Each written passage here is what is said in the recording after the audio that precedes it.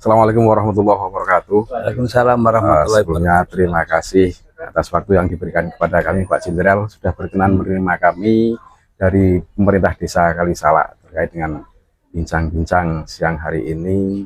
Kami sengaja hadir di sini bersama teman-teman tadi yang sudah disebutkan, ingin menggali sejarah desa Kalisalak, yang mana sebenarnya peradaban Kalisalak itu kan luar biasa. Berdirinya Batang, Pekalongan, dari Kendal itu ada Kalisalak. Karena dengan sejarah cerita Baurekso dan Rantansari yang sangat luar biasa. Yang mana minta apa? Kopi. Panjenengan selaku salah satu tokoh yang lahir dari desa Kalisalak bisa mencapai tingkat nasional luar biasa. Itu mungkin bagian dari titisan Baurekso, prestasi kalau bahasa saya itu. Karena Baurekso itu kan ada cerita ekspansi Koloduto. Seorang tumenggung gitu. Seorang tumenggung, panglima perang, naik kapal menuju ke Batavia. Lah iki jenengan sebagai perwakilan desa Kalisalak yo ndelale ning angkatan laut, menjadi salah satu seorang jenderal ngaten. Jadi di sini kami pemerintah desa Kalisalak ingin membuat sebuah buku dan sebuah buku ben teman-teman generasi milenial, generasi Z itu tidak kepaten obor. Tidak kepaten obor. Karena sudah terbukukan, tapi kami merintis dan kami sudah menggali informasi dari narasumber lokal. Nah, tapi dari narasumber lokal dan juga narasumber di luar Kalisalak yang mungkin tahu tentang sejarah desa Kalisalak, tentang babat desa Kalisalak. Salah satunya di panjenengan, makanya kami datang sini. Tadi sudah diperkenalkan, kami Magus Prayitno kebetulan menjadi Sekdes Kalisalak. Sebelumnya tanya dulu Pak Jenderal, ngapunten niki. Bisa diceritakan sedikit tentang apa yang panjenengan ketahui, karena jenengan juga asli Kalisalak, tentang asal usul desa Kalisalak. Tentang asal usul desa Kalisalak ya. Jadi memang yang pertama saya ucapkan terima kasih ke Pak Sekdes dan tim dari Roban TV ataupun KTV, K-Vision itu Kalisalak Vision gitu. Kalisalak Vision. Bagus. Pada sore ini mau datang ke tempat saya untuk bincang-bincang tentang sejarah Batang. Memang dalam hal ini saya sedang ikut mendorong, menggerakkan tentang penelusuran sejarah, khususnya sejarah Batang secara umum. Pasti ini nanti akan menyangkut ke banyak pihak, apakah itu sejarah Kendal, apakah itu sejarah Pekalongan, karena terkait. Kalau ke sampingnya, nah ke atasnya syukur-syukur juga akan mempengaruhi sejarah nasional yang belum terungkapkan. Nah, dari sejarah Batang ini di samping ke kota-kota tetangga ataupun ke atas ya, sejarah nasional, ke bawah tentunya. Nah, saya bersyukur ini ada yang berinisiatif untuk membuat sejarah atau penelusuran sejarah Kalisalak, kampung tanah tumpah darah saya sendiri. Karena ketika saya menjadi narasumber salah satu penelusuran sejarah Batang, justru ada anak muda dari Candiareng. Candiareng kan sebelah selatan kita, kampung kita. Itu sudah menulis sejarah tentang desanya. Dia terinspirasi dari buku sejarahnya Marinir. Karena memang di buku sejarah Marinir itu ada nama Candiareng, ada di situ. Candiareng, Menguneng, Klopogodo, Terban dan sebagainya, Warung Asem, Pundung. Nah, itu ada semua karena memang itu salah satu daerah pertempuran atau basis pertempuran dari pasukan Marinir waktu itu, termasuk sampai ke Tulis dan sebagainya. Dan itu ada TMP Kadilangu yang mana ketika itu zaman saya masih sekolah kan belum tahu itu apa marinir. Taunya bahwa di situ ada Taman Makam Pahlawan yang mana di dalamnya banyak angkatan lautnya, gitu saja kan gitu. Nah, setelah saya menjadi komandan marinir, setelah saya telusuri ternyata persis bahwa nama-nama yang tertera di dalam prasasti yang ada di TMP itu kan ada prasastinya itu. Termasuk yang di makamnya itu persis dengan nama-nama yang ada di dinding prasasti di markas Komando Marinir di Jakarta sana, persis nama-nama itu. Misalnya Kopral Mustafa gugur tahun berapa di TMP Kadilangu Batang. Terus siapa lagi ada di TMP Bandar, ada misalnya yang di Tegal, di Pekalongan dan sebagainya ada. Jadi itu persis, jadi itulah yang namanya data primer. Itu kalau dalam penelusuran sejarah itu harus ada data primer, mungkin diperkuat dengan data sekunder. Nah, cari nanti data-data primer itu apa saja. Itu salah satunya itu. Karena memang secara realita ada. Kalau misalnya kita temukan nih sejarah Batang itu ada prasasti Sojomerto. Di desa Sojomerto, kecamatan Reban, Limpung. Kecamatan Reban. Nah, di situ ada prasasti Sojomerto yang mana itu sudah menjadi bagian dari sejarah nasional juga. Itu abad ke-7. Di situ ada satu keluarga namanya Dapunta Sailendra masih mendapatkan buku sejarah tipis sekali itu. Ada namanya itu Ratu Sima.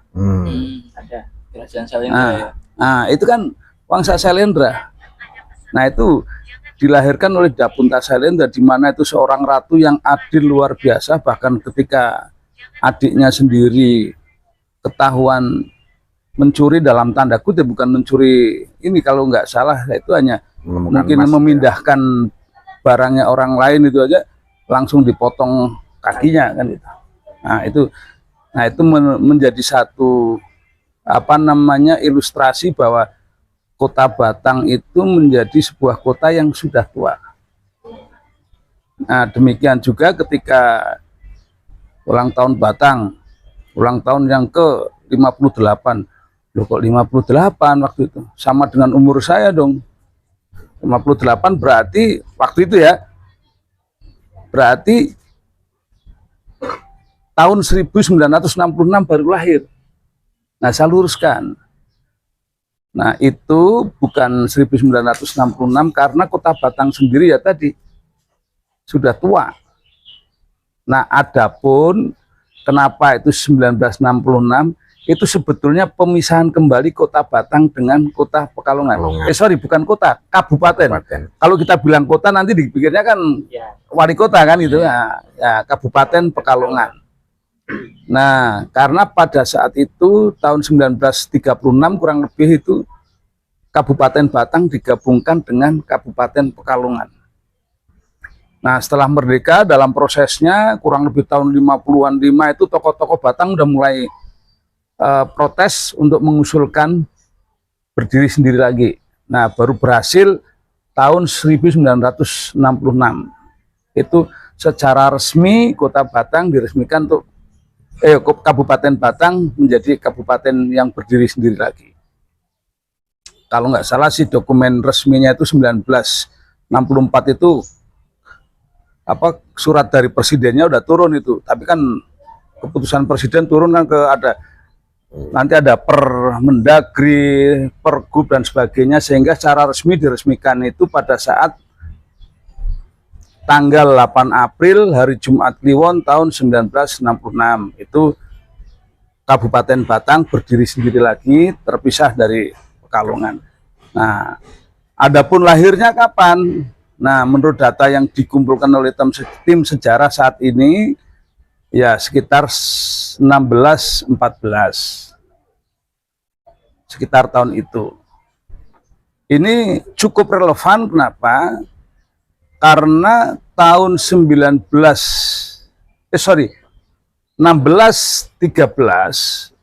Sultan Agung Hanyokrokusumo itu diangkat menjadi raja. Nah, kemudian 1614 beliaunya menikah dengan seorang permaisuri, ya, menjadi seorang permaisuri itu putri dari Sultan Cirebon, ya 1614.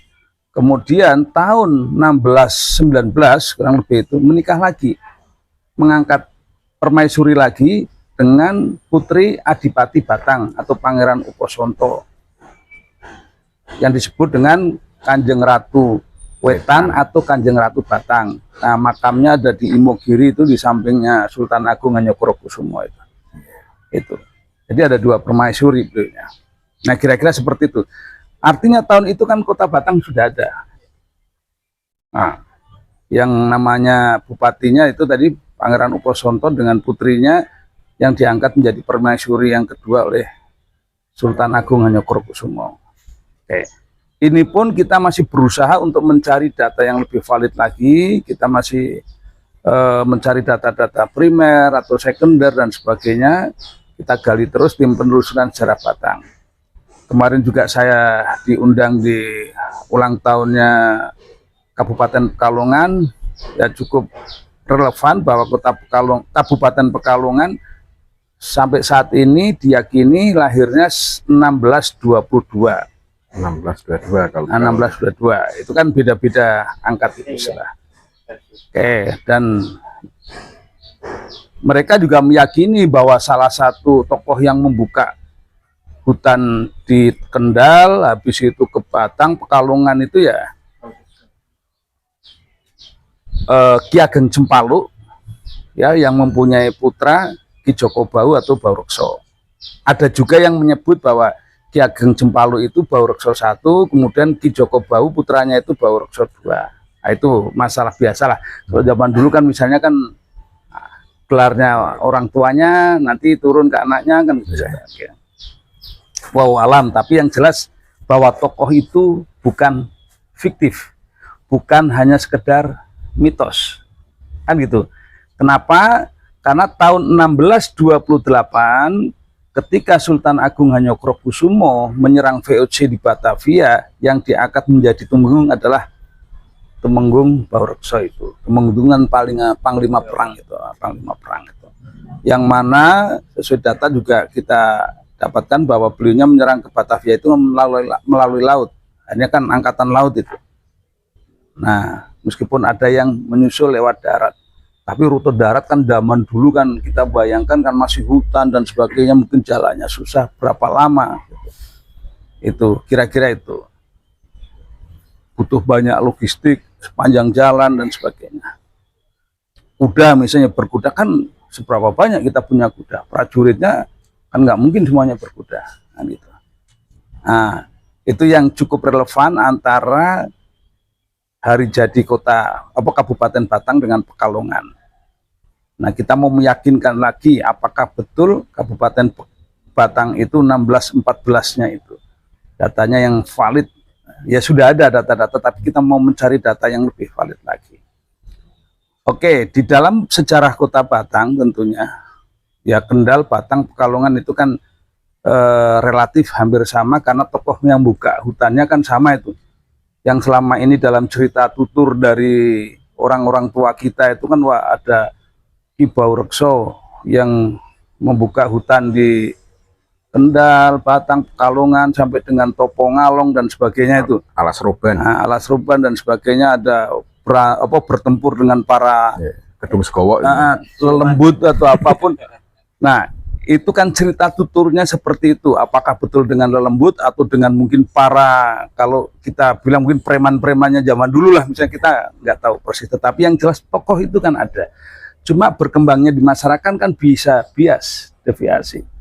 Atau kadang-kadang masyarakat kita kan suka mengkultuskan tokoh-tokohnya. Nah, sehingga wah, tokoh ini sakti ini sampai berantem sama para lelembut dan sebagainya, bisa jadi. Atau sesungguhnya juga memang mereka membuka hutan, di mana hutan itu tempat bersarangnya para gerombolan-gerombolan pengacau kerajaan. Nah, kan gitu, bisa jadi karena orang kampung bilangnya wah ada hantunya, bisa jadi seperti itu. Nah, kita harus bisa memadukan mitos yang berkembang di dalam masyarakat dengan data-data, ya tadi, data-data primer, sekunder, sehingga bahwa mitos ini bukan sekedar mitos tetapi merupakan sebuah fakta sejarah. Nah, tugas kita itu. Sama turun ke bawah Kali Salak. Semenjak kecil juga saya sudah mendengar bahwa Kali Salak itu berkembang. Di situ ada cerita Baurekso dan Rantan Sari. Yang mana di situ ada sebuah belik ya. Belik. Kita kan menyebutnya belik kalau di Kali Salak. Sumber air mungkin. Kalau bahasa di daerah kita kan belik. Dari kecil udah rame dulu. Justru zaman dulu lebih rame kayaknya daripada sekarang. Karena setiap Jumat Kliwon itu rame sekali itu. Ingat, saya masih ingat itu. Banyak pendatang dan sebagainya, dan sering dibikin keramaian di situ, nanggap wayang dan sebagainya itu.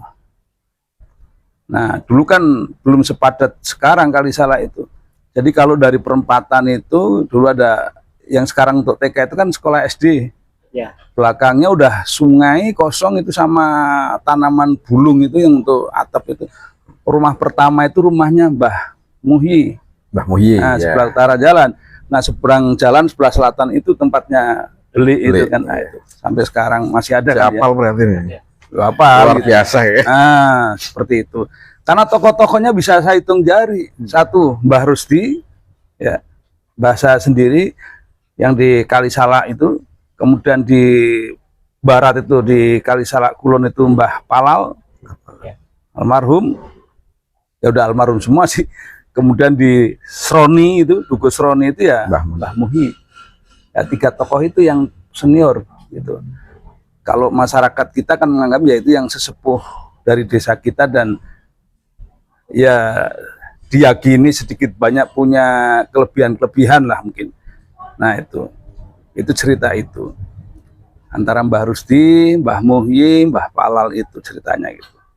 Nah, kita sebagai anak muda, bukan muda lagi, sama masih anak-anak waktu itu kan, masih remaja sampai SMA itu ya, yang kita dengar cerita tutur di masyarakat begitu, bahwa itu ada petilasan namanya belik yang biasa dipakai untuk mandi-mandi putri Kali Salak yang namanya Rantan Sari, yang pada akhirnya menikah dengan Ki Baurekso kan gitu. Nah, itu cerita tuturnya. Nah, tetapi kalau kita mau menulis sejarah, kita harus bisa membuktikan dengan data-data. Harus ada yang memperkuat, khususnya data primer. Apakah itu dokumen-dokumen sejarah, ya, dimanapun, artefak, prasasti, kan gitu. Bisa ada data sekunder, misalnya tulisan buku-buku lain yang mendukung, tapi kan buku yang ditulis oleh penulis berdasarkan data primer. Itu seperti itu misalnya. Itu menjadi tantangan kita. Karena nanti kalau kita menulis tanpa dasar, nanti ini fiksi, mitos, legenda, kan gitu. Tidak ilmiah. Tapi kalau berdasarkan data menjadi ilmiah dan tidak terbantahkan. Contoh, tak kasih contoh, Ratu Kalinyamat. Apa yang kita ketahui tentang Ratu Kalinyamat dulu? Oh, itu ratu yang topo wudo. Negatif udah. Sekilas ceritanya seperti itu. Ya, imajinasi kita udah negatif. Ceritanya kayak begitu. Nah, bahkan ada yang lebih buruk lagi, ratu nakal. Karena mosok ratu wudo dan sebagainya. Padahal itu hanya sebuah sanepan. Sanepan itu apa? Analogi atau peribahasa lah. Wudo, dikatakan wudo itu melepaskan. Wudo itu kan nggak pakai busana, ini nggak pakai pakaian. Tapi bukan itu. Yang dimaksud pakaian itu, pakaian kebesarannya dia sebagai seorang ratu. Dia rela mengasingkan diri, mengatur strategi. Bertapa dalam hal ini ya mungkin tirakat lah. Sambil tirakat, dia ngatur strategi bagaimana dia bisa membalaskan kematian suaminya yang dibunuh oleh Arya Penangsang. Ngapunten, ini terakhir Pak, kalau boleh ini. Pesan panjenengan yang perlu disampaikan kepada kami warga Desa Kali Salak, khususnya generasi muda dan juga warga Kabupaten Batang secara umumnya. Oke, terkait dengan penelusuran sejarah ini memang sangat amat penting sekali. Karena apa? Dari sejarah ini kita bisa tahu akar kita itu dari mana. Kan gitu. Kita itu siapa, nenek moyang kita siapa. Bahwa bangsa kita ini kan bangsa yang besar katanya. Nah itu memang benar contoh ya. Batang saja ini. Bahwa Batang itu bangsa besar. Dari Prasasti Sojomerto tadi. Melahirkan Wangsa Sailendra. Itu. Hasil karyanya salah satunya itu yang masih megah itu Borobudur misalnya gitu. Belum lagi itu Ratu Sima yang punya karakter yang luar biasa. Nah, artinya ke depan ini bahwa masyarakat kita, adik-adik kita, generasi mudanya harus paham dengan sejarah asal usulnya. Apa? Di situ kita akan mencintai tanah kelahirannya, ya, akan punya kebanggaan, ya, sehingga apa? Dia akan punya keinginan untuk memajukan daerahnya, tanah kelahirannya. Dia tidak akan mempermalukan daerahnya ketika dia belajar, berusaha untuk semaksimal mungkin, ketika dia bekerja juga untuk berprestasi semaksimal mungkin. Nah, kira-kira itu. Terima kasih Pak Jenderal, ini atas waktu yang sudah diberikan kepada kami. Closing statement tadi sudah dijelaskan. Percaya diri, siapkan diri, siapkan Jangan mental. lupa akan Akal sejarah. Nah, saya Itu. bahwasanya kita itu persiapkan diri untuk fighting spirit. Menimbulkan fighting spirit. Spirit. Matur nuwun Jenderal atas waktunya. Kami